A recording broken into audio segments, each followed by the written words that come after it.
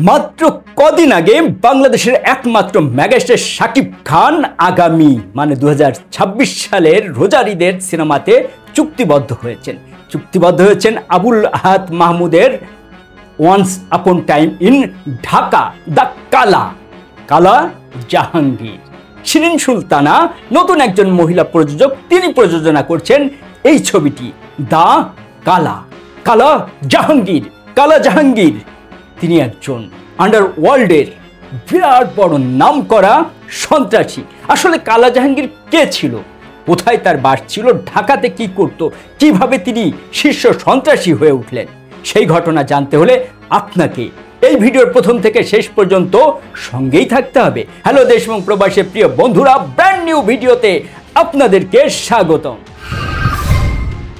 কত বড় একজন সন্ত্রাসী হলে তার নামে তার বায়োপিক হয়। আমরা মুম্বাইতে কিন্তু হরহামেশাই দেখতে পাই বিভিন্ন সন্ত্রাসী যারা গডফাদার আছে তাদের নিয়ে বিভিন্ন রকমের সিনেমা হয়। আমরা হলিউডেও দেখেছি, বলিউডে, তামিল, তেলেগু, মালায়ালাম সব ভাষাতে দেখি, কিন্তু বাংলা ভাষাতে কোনো একজন যে সত্যিকার অর্থে ডন, তার নামে কোনো সিনেমা হবে, তার বায়োপিক হবে, সেটি কল্পনা করা যায় না, কিন্তু সেটি ঘটছে। কালা জাহাঙ্গীর কে? কালা জাহাঙ্গীর তার আগে জেনে নেওয়া যাক। কালা জাহাঙ্গীর তার জন্ম 1977 সালে বগুড়ার ধুনট উপজেলার বনানী গ্রামে। তার আসল নাম ফেরদৌস জাহাঙ্গীর। দারুণ মেধাবী ছাত্র। বগুড়া থেকে জাহাঙ্গীর ঢাকাতে এলেন, ঢাকার ইব্রাহিমপুরে তার মা সেনানিবাসের একটি স্কুলে শিক্ষকতা করেন। মধ্যবিত্ত দারুণ পরিবার, খুবই তুখোড় মেধাবী একজন ছাত্র এই কালা জাহাঙ্গীর, মানে ফেরদৌস জাহাঙ্গীর তখনও কালা জাহাঙ্গীর হয়ে ওঠেনি। তিনি একেবারে কচুখাত এলাকায় চষে বেড়ান, ক্রিকেট থেকে ফুটবল সমস্ত খেলায় তিনি মাতিয়ে রাখেন সবাইকে। জাহাঙ্গীর আস্তে আস্তে বড় হচ্ছে। জাহাঙ্গীর এসএসসি পরীক্ষা দিলেন, সেই পরীক্ষায় পাঁচটা লেটার সহ স্টার মার্ক। তার মানে কত বড় একজন মেধাবী ছাত্র হলে সেটি হতে পারে। এই সেই কালা জাহাঙ্গীর ফেরদৌস। সেই ফেরদৌস ভর্তি হলেন তেজগাঁ কলেজে তিনি ভর্তি হয়ে লেখাপড়া চালাচ্ছেন। এরই মধ্যে ঘটে গেল একটি অনাকাঙ্ক্ষিত ঘটনা। জাহাঙ্গীর লিটন এবং মাসুম নামে দুজন তারই বয়সী ছেলের সঙ্গে একেবারে ঝামেলায় জড়িয়ে গেলেন। খাঁচাখাচ ছুরি বসিয়ে দিলেন জাহাঙ্গীর ছুরি বসিয়ে দিলেন। ফলশ্রুতিতে যা হবার তাই হলো। 21 দিন হাজতবাস। এই হাজতবাস থেকে ফিরে এসে এত বড় একজন মেধাবী, যে 5টি ম্যাট্রিকে 5টি লেটার সহ স্টার মার্ক পেয়েছিল, যাকে নিয়ে মা এত বড় স্বপ্ন দেখতেছিল, সেই জাহাঙ্গীর যখন ফিরে এলেন হাজত থেকে 21 দিনে, বদলে যেতে থাকলো তার আচার আচরণ। জাহাঙ্গীর হয়ে উঠলেন সত্যিকার অর্থে কালা জাহাঙ্গীর। একের পর এক মার্ডার করতে শুরু করলেন। তিনি সরাসরি আদালতে মুরগি মিলন তাকে আদালত প্রাঙ্গণে গুলি করে হত্যা করলেন। এরপর একের পর এক খুন করতে থাকলেন। তিনি এই ঢাকা শহরে একটি নতুন সন্ত্রাসী গ্রুপ খুললেন, ব্ল্যাক প্যান্থার তার নাম দিলেন। সেখানে যুক্ত হলো, যেহেতু তেজগাঁ এলাকায় তিনি কলেজে পড়েছেন, সেখান থেকে তার সঙ্গে যুক্ত হলো পিচ্চি হান্নান। তিনি আরেকজন আন্ডারওয়ার্ল্ডের ডনে যুক্ত হলো জিসান, আরও অনেক সন্ত্রাসী এসে যোগ দিল তার সঙ্গে। আর কালা জাহাঙ্গীরের ডান হাত হয়ে উঠল নিটেল, তার বন্ধু। তার সন্ত্রাসী কার্যক্রম চলতে থাকে। তিনি পুরান ঢাকার একজন সিটি কর্পোরেশনের কাউন্সিলরের ছত্রছায়ায় তার সন্ত্রাসী কার্যক্রম চালিয়ে যেতে থাকলেন। তারপরে তিনি একজন কাউন্সিলরকে খুন করলেন। তারপরে মুরগি মিলনকে তিনি আদালতে তো খুন করেছেনই। আর বাংলাদেশের সবচেয়ে বেশি যে অস্ত্র, মানে অবৈধ অস্ত্র, তার জোগাড়ে চলে আসে। একচ্ছত্র অধিপত্য বিস্তার করলেন তিনি তেজগাঁ, তেস্তুরি বাজার সমস্ত এলাকায়। জাহাঙ্গীর একেবারে পুরো আন্ডারওয়ার্ল্ডে কিং হয়ে উঠলেন। জাহাঙ্গীরের সঙ্গে দ্বন্দ্বে জড়ালেন নিউটন। তিনি ঢাকা 8 নম্বরের একজন কাউন্সিলর। কি এক নিদারুণ সন্ত্রাসী! এই নিউটনের ভাইয়ের বিয়ের দিন তিনি এলেন ধানমন্ডির 27-এ। তার চুল একটু পাকা ছিল, সেখানে তিনি কালার করতে এলেন। কালার করে যেই না বের হয়েছেন, 5 জন সন্ত্রাসী একের পর এক গুলি চালালেন। একেবারে 1 মিনিটে ভ্যানিশ করে দিলেন এই নিউটনকে। তারপরে নিউটনের যে মাইক্রোবাস ছিল সেটিকেও একেবারে শেষ করে দিলেন, দিয়ে উধাও হয়ে গেল। কালা জাহাঙ্গীর জীবনে একবার মাত্র, শুধু একবার মাত্র কালা জাহাঙ্গীর তিনি পুলিশের হাতে ধরা পড়েছিলেন, সেই যে তার তরুণ বয়স ছিল যখন তিনি মাসুম এবং লিটনকে চাক্ষু মেরেছিলেন, ঠিক সেই সময়। এরপর আর কোনোদিন পুলিশ তাকে ধরতে পারেননি। অনেকভাবেই চেষ্টা করেছেন।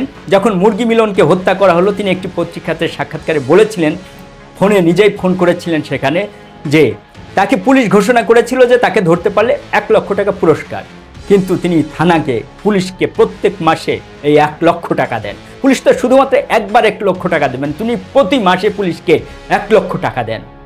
এই হচ্ছে কালা জাহাঙ্গীর। কালা জাহাঙ্গীর অপ্রতিদ্বন্দ্বী এক সন্ত্রাসীর নাম, এক ডনের নাম। তার নাম শুনলেই সবাই ভয়ে আঁতকে উঠত।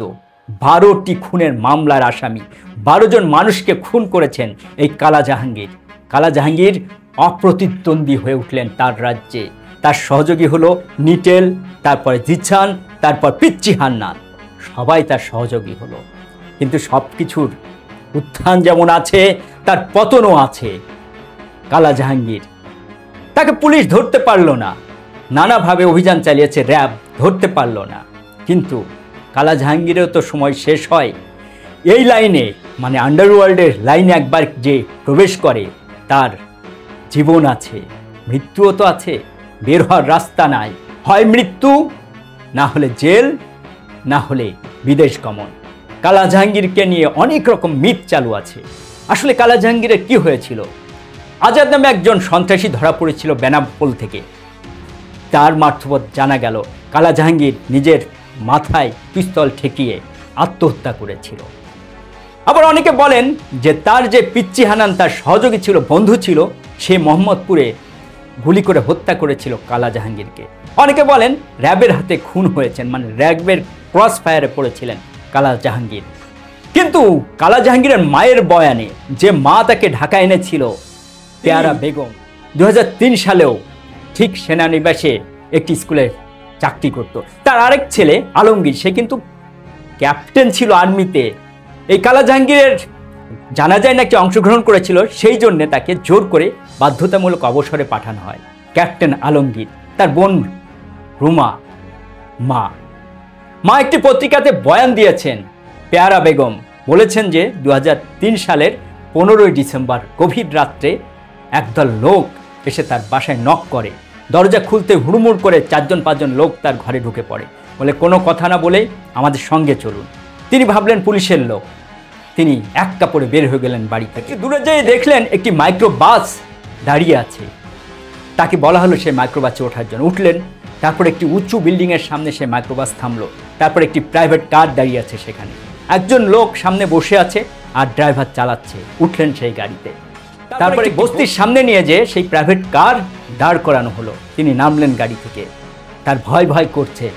সেই অন্ধকার রাতে এক বস্তিতে তার নিয়ে যাওয়া হলো, ভিতরে অনেক গভীরে, যে কাপড় দিয়ে, মানে চাদর দিয়ে ঢাকা একটি লাশ সেই বস্তির একটি ঘরে রাখা।